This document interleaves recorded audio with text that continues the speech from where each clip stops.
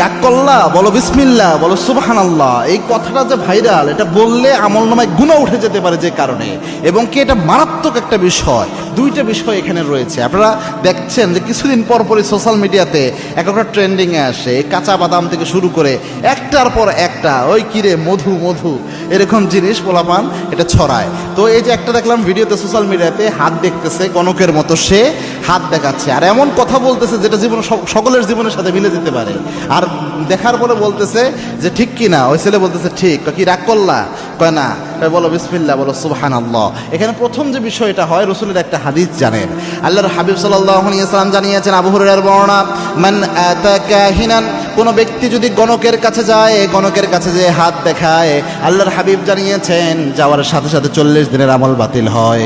আরেক বর্ণনায় এসেছে, আল্লাহর হাবিব বলেছেন রসুলের উপর যা নাজিল হয়েছে সব কিছু অস্বীকার করার গুনাহ আল্লাহ আমলনামায় দিয়ে দেয়, সব কিছুর সাথে কুফরি করা হয়ে যায়।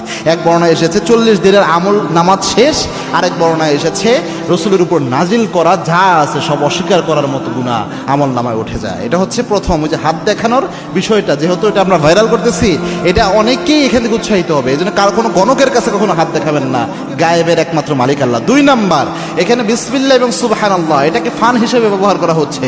এই যে আপনি যে কোনো বন্ধুর সাথে দুষ্টামি করে, একটা ফাইজলামি করে বলে কি রাগ করলা, বল বিসমিল্লাহ, বল সুবহানাল্লাহ। এই যে বিসমিল্লাহ সুবহানাল্লাহ, এটা কিন্তু মারাত্মক একটা শব্দ।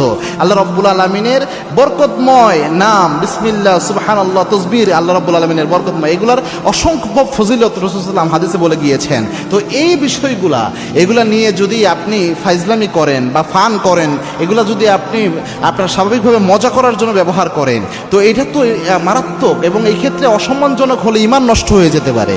এই জন্য এই কাজটা যেন আমরা না করি। শুধু যদি বলা হতো এতটুকু কি রাগ করলা, এটা একটা আলাদা হিসাব হতো, কিন্তু পোলাপান দেখি বিসমিল্লাহ সুবহানাল্লাহ সহ এইভাবে বলতেছে। এজন্য একটু সাবধানতা অবলম্বন করা উচিত।